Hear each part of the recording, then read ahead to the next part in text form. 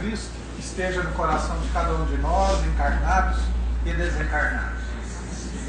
O tema da noite de hoje é sobre a família. Uma análise, que nós vamos fazer na atualidade.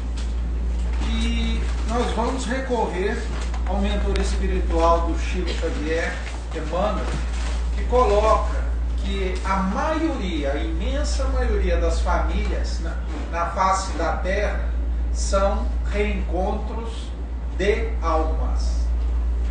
Ou seja, o laço consanguíneo, o lar que nos abriga, reúne através do trabalho imensurável da espiritualidade espíritos que já conviveram no passado, seja através de convivências boas, salutares ou convivências nocivas.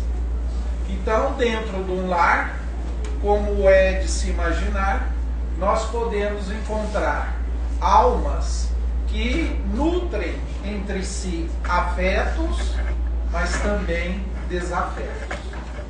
E tudo como uma lei de causa e efeito, necessidades de reparações, nós temos duas formas de nos aproximar de outra alma: através do amor, da simpatia, ou através do desamor. Porque sabemos que o nosso Pai Criador nos destinou à perfeição, a um dia nos tornarmos espíritos puros, aqueles que trabalharão diretamente com Deus, conhecedor de toda a letra, de toda a intelectualidade e de toda a moralidade, a exemplo do nosso irmão maior Jesus Cristo, que é um espírito puro. E sem a família, jamais conseguiremos chegar a tal objetivo. Porque é dentro do lar, esse laboratório de almas, que nós vamos nos educando. Então perceba que ser pai, ser mãe, filho, irmão, avô, nós temos um laço, um convívio. Nós temos ações em que vai nos permitir um aprendizado. Então a família permite educar um outro ser e também se educar. Um pai e uma mãe que recebe como tutela um filho e que através das experiências vai ensinar, vai colocar orientações sobre esse filho para que ele seja uma pessoa de boa índole, de boa moral, isso exige esforço. Ninguém dá o que não tem. Então, um pai e uma mãe que deseja educar bem o seu filho, sua filha, precisa de subsídios, de conteúdo para ministrar tal educação. Já desencarnado, um grande divulgador da doutrina espírita, que foi presidente da União Espírita Mineira, Honório Abreu, ele dizia uma frase muito interessante, que os pais formam, a escola informa e o evangelho transforma. Honório Abreu coloca 3 itens, 3 bases em nossas vidas: a educação, que é a tarefa intransferível dos pais; a instrução, que é o conhecimento necessária à nossa vida, ao nosso bem-estar; e a religiosidade, aquilo que nos aproxima de Deus, independente da religião. Se uma dessas bases faltar, nós teremos dificuldades em nossas vidas. Uma coisa que é muito confundida no meio: o que é educação, o que é instrução.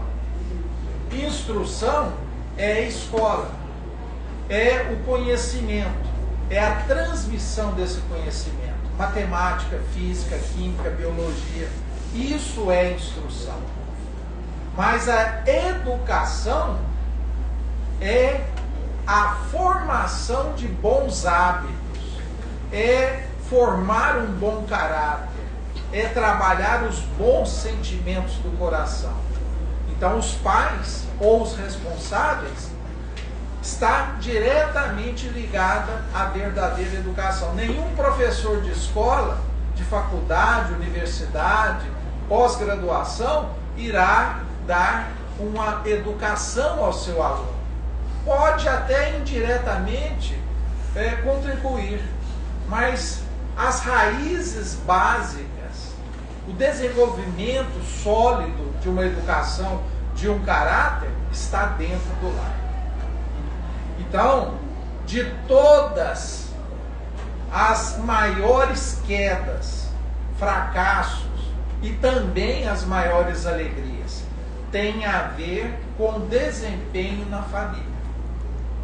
Nenhum profissional será um excelente profissional, por mais conhecimento que ele possa adquirir, títulos, especializações, graduações, se ele não tiver tido uma boa educação, ele não será um bom profissional. Então perceba que a educação do ser, do espírito, é a base de tudo, é o alicerce.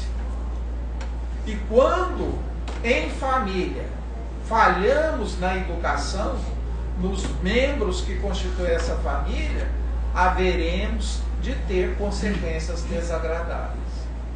Quem leu Missionários da Luz, no capítulo A Reencarnação de Segismundo, vai entender o trabalho que a espiritualidade realiza em prol da nossa reencarnação.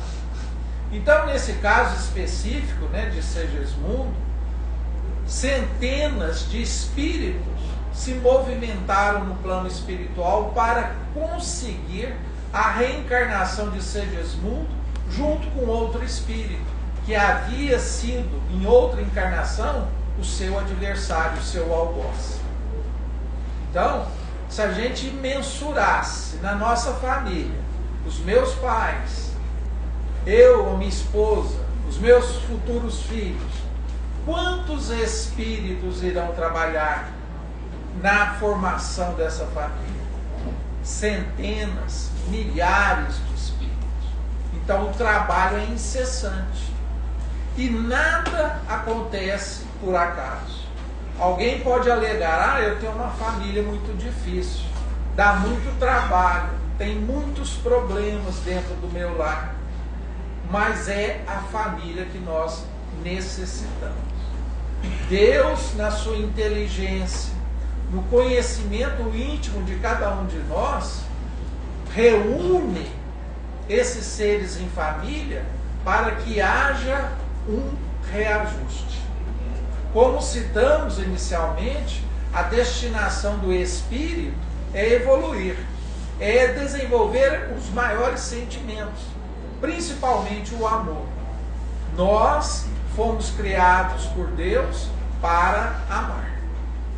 E sem esse esforço, sem esse conhecimento, sem essa sabedoria que a espiritualidade nos proporciona, nós não teremos um bom desempenho se não aproveitarmos tudo isso que a espiritualidade nos fornece. Ora, na questão 109 do livro O Consolador, foi feita uma pergunta para Emmanuel. É na infância o período mais importante para a educação do ser? Resposta: sim, é na infância que reúne todas as condições favoráveis para que aquela criatura receba as melhores influências na sua educação. Isso até os 7 anos de idade. 7 anos? Coisa esquisita, mas educar não é o tempo inteiro? Sim. Mas o que Emmanuel quis dizer que quando reencarnamos, estamos num corpo frágil, delicado, o espírito ainda não tomou posse daquele corpo totalmente. ele ainda não tem todas as suas faculdades organizadas. Ele vive tanto o plano espiritual, das suas lembranças de outras encarnações, mas também do presente. Então, se a gente fosse comparar a criança até os 7 anos de idade, é como se ela fosse uma argila que ainda podemos dar forma àquele objeto. Então, a criança possui um organismo favorável para a melhor educação. E aí, educação dos pais ou dos responsáveis tem 2 itens importantes: as palavras, as orientações, mas principalmente o exemplo. A palavra é importante, convence? Sim, muitas vezes, mas o exemplo arrasta. Então, toda criança, até mesmo aquela criança que está em gestação, ela presta atenção nos pais. O espírito está ali vinculado. Ele está percebendo, absorvendo, entrando em contato com os sentimentos, com as emoções, aquilo que está vibrando no seu derredor. Por isso que algumas casas espíritas hoje oferecem evangelização para grávidas, porque o espírito está podendo receber orientações.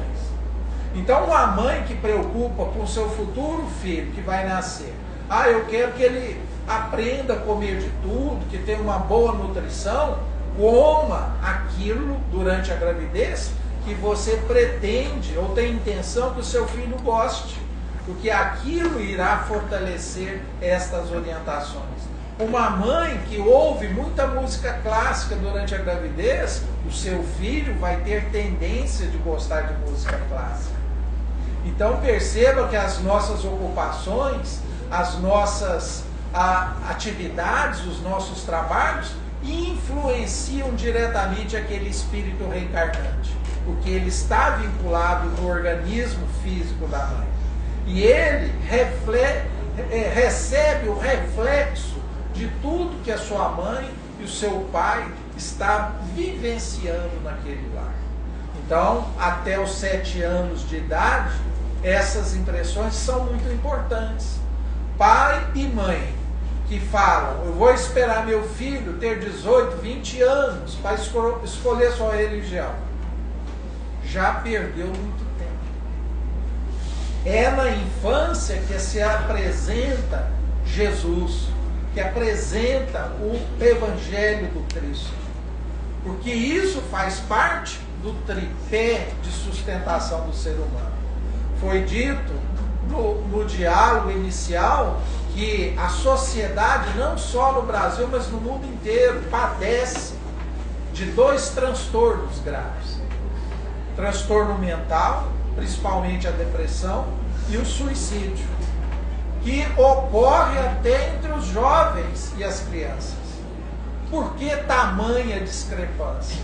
A transição planetária está aí. Aqueles que têm capacidade de se ajustar psicologicamente, emocionalmente, socialmente e espiritualmente, terá saúde física, espiritual e mental. Lá no livro O Evangelho segundo o Espiritismo, capítulo 5, Bem-aventurados aflitos, Kardec tem uma parte intitulada O Suicídio e a Loucura. E ele comenta nos primeiros parágrafos por que o alto índice de suicídio e loucura. O homem se afastou de Deus. Então, delegar aos pais essa responsabilidade da educação, que é um arranjo, que é uma programação reencarnatória, e não trabalhar a educação de uma forma mais ampla, mais espiritualizada, nós estaremos falhando em tal educação. No Livro dos Espíritos, pergunta 582, a paternidade pode ser encarada como uma missão? Resposta dos Espíritos: sim, sem sombra de dúvida. É mais do que uma missão, é um dever. E Deus preparou um organismo frágil para que pudesse ser bem educado. Deu todas as condições. Mas, infelizmente, existem pais que mais se preocupam com seus filhos como árvores, deem muitos frutos, do que trabalham o seu verdadeiro caráter. Olha o puxão de orelha da espiritualidade nessa questão 582, mostrando que muitos pais se preocupam com ter e não com ser. Então, o espírito, a criança, são empréstimos de Deus. Eles não são nossos. Deus nos oferece para que, através da nossa convivência, possamos realizar um bom trabalho educacional, tanto para nós mesmos quanto para eles. Então, essa troca de atividades, de convivência, de instruções, ela é muito mais importante para o espírito do que para a matéria. Como o mundo, ele valoriza muito o ter, porque a matéria muitas vezes predomina sobre o espírito. As sensações das coisas materiais é algo que impressiona. Então, os filhos de hoje, muitas vezes eles são corrompidos, são induzidos para a posse, esquecendo da necessidade do trabalho e da educação espiritual. Então, hoje, às vezes se vê uma criança que não tem muitas posses e que ela não é valorizada, mas que interiormente ela carrega muitos valores morais e que não é compartilhado.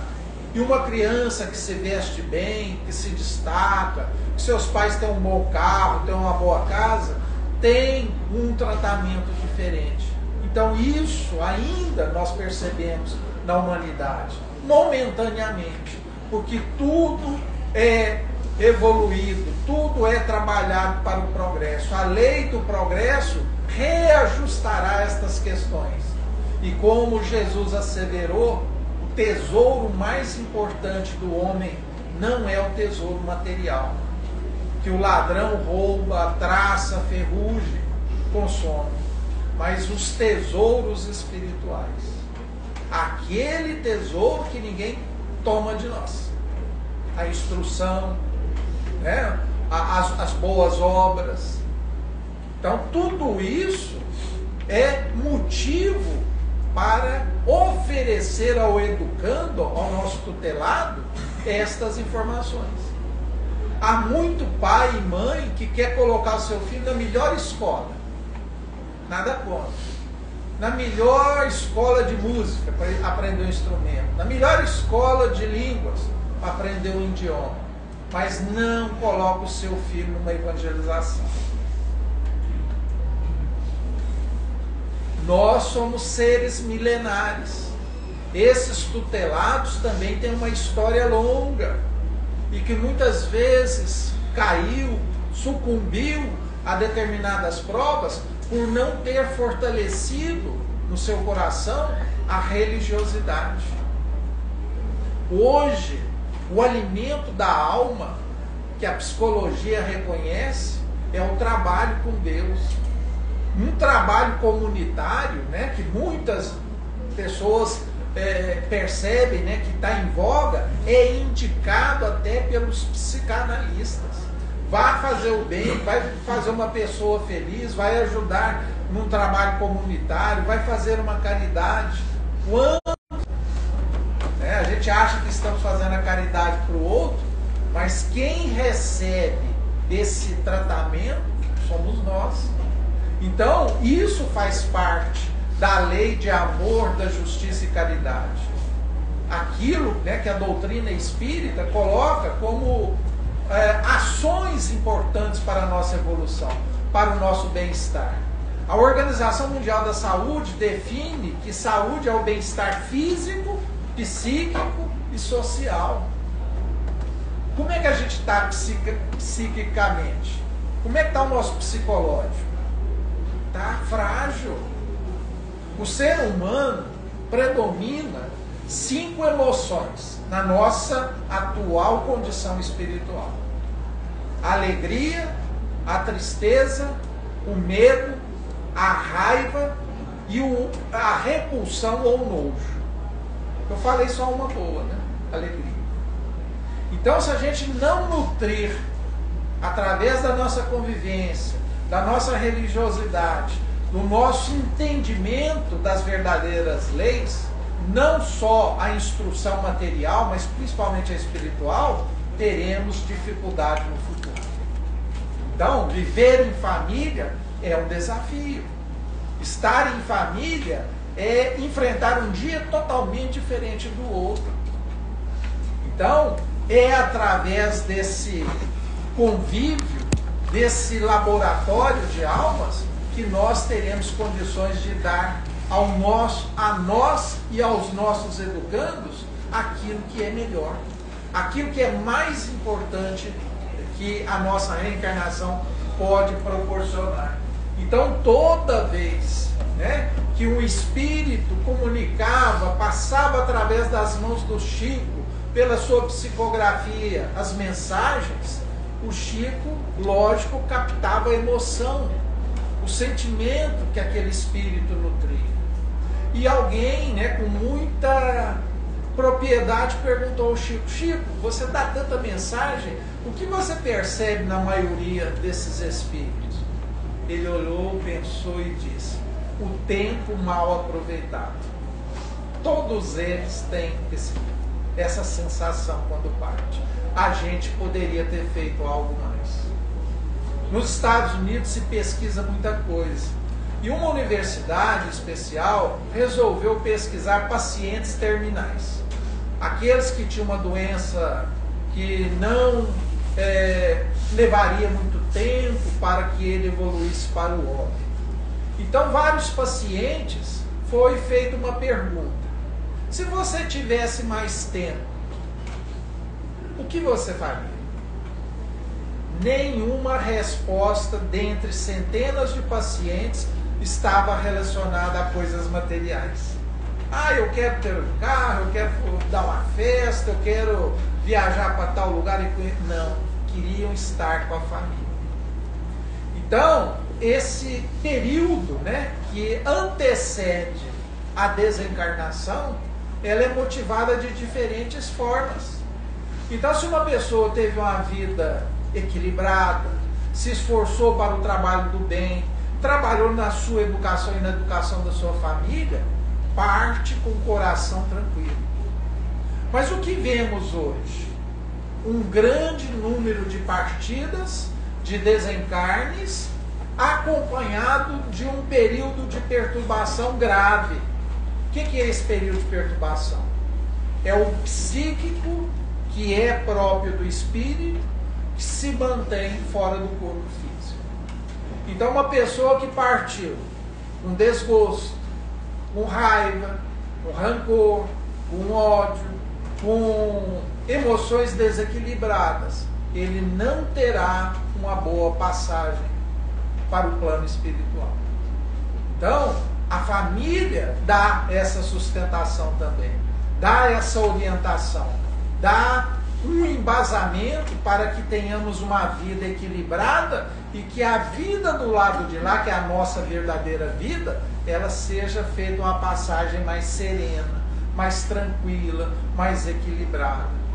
Teremos todos nós em família a mesma destinação no plano espiritual? Não sabemos. Jesus já afirmava: há muitas moradas na casa de meu Pai. Quem garante que após a nossa desencarnação reencontraremos com aquelas pessoas que gostaríamos de estar juntos novamente? Vai depender do merecimento. Então, quem leu ou assistiu o filme Nosso Lar, viu que André Luiz, após passar anos no umbral, ele foi encontrar com a sua mãe só tempos depois, já na colônia. Então, a atração, estar junto ou não estar junto, depende do que nós vamos fazer hoje. Como é que vai ser a minha vida do lado de lá? Vai depender do que eu estou fazendo hoje. Eu estou me esforçando, eu estou conseguindo pacificar o meu lar, eu estou conseguindo resgatar coisas importantes, trazendo paz, tranquilidade, vencendo dificuldades, medos. Será que eu estou trabalhando para isso? As crianças hoje, na sua educação, muitas vezes falhas pelos pais, que falam o seguinte: lá em casa eu eduquei todo mundo igual. Já errou. Cada filho é um universo diferente. Cada filho tem que ter uma atenção diferente. E isso também remete à necessidade que os pais têm de ser um olhar de detetive, entender as fraquezas daquele filho e trabalhar para que aquilo seja melhorado. Se tem potencialidade, incentivar aquilo para que fique cada vez melhor. Ou seja, toda criatura, para evoluir e crescer, precisa passar por frustrações. Um pai e uma mãe que foi bem sucedido na vida profissional, familiar, lá no passado, na sua infância, na sua juventude, passou por N dificuldades, frustrações. Eu queria comprar aquilo e não tinha dinheiro. Eu queria comer tal prato e não podia. Aí, pensando nisso, vê os seus filhos. Vou dar tudo para ele, porque eu não quero que ele passe pela mesma dificuldade. Está errando. Todo filho tem que ter frustrações. Tem que ter conhecimento do valor do dinheiro, do material. Hoje, passar de ano e um pai presentear seu filho, toma um smartphone de última geração, vai fazer tal viagem. Isso é obrigação dos filhos. O pai, a mãe e os filhos dentro do lar têm que ter direitos e deveres. Hoje, a maioria dos filhos só tem direitos, não tem deveres. E isso cria o quê? Tirania dentro dos lares. A ideia da psicanálise, avaliando essas facilidades sem frustrações, diz o seguinte, uma frase muito forte: se você quer ter um delinquente dentro de casa, dê tudo que ele pede. Tempos fáceis fazem pessoas fracas. Tempos difíceis fazem pessoas fortes. Então, não é deixar abandonado, mas dar oportunidade ao educando, ao tutelado, a oportunidade de trabalhar, de entender o processo da vida, da economia, do esforço, da responsabilidade. Hoje tem filho que não sabe amarrar um cadarço de um tênis. Tudo é feito por ele, não sabe arrumar a roupa de uma cama, não sabe ajudar a lavar um talher, um prato. Isso criou condições para que os seres em educação fiquem moralmente fracos. E ser moralmente fraco é suscetível à depressão e ao suicídio. Então, uma criança que teve todas as facilidades, não tem frustrações, cresceu e se instalou moralmente fraco, a primeira decepção da vida, ele vai querer suicidar. Ou seja, os valores foram distorcidos na educação desse ser. Então, é dentro do lar que os pais têm que trabalhar nisso. Um autor, psiquiatra já desencarnado, Sam Itiba, escreveu uma obra intitulada Quem Ama Educa. E ele percebeu que nos seus consultórios chegavam muitos jovens com drogadição, de drogas lícitas e ilícitas. E ele percebeu algo em comum entre esses jovens: a falta do sentimento de pertencimento. O que é esse sentimento de pertencimento? Eu me preocupar com o outro, eu ter atenção com o outro, estar ligado física e emocionalmente com aquela pessoa. Então hoje, uma criança que não tem esse laço de pertencimento com os pais dentro da família, qualquer traficante vai adotar esse filho. ofereceu a droga, ninguém se preocupa, né? Agora, aquele que tem o sentimento de pertencimento vai lembrar, se eu usar a droga, vai me fazer mal e a família que eu amo, que eu pertenço. Eu não vou usar. Então, o evangelho no lar, que foi comentado anteriormente, é uma ferramenta fantástica para essa profilaxia contra a investida externa.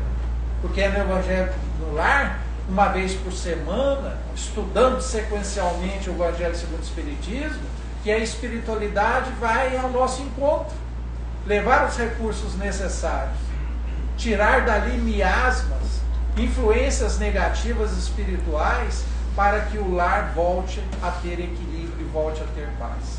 Estamos num mundo de provas e expiações, num processo de transição planetária.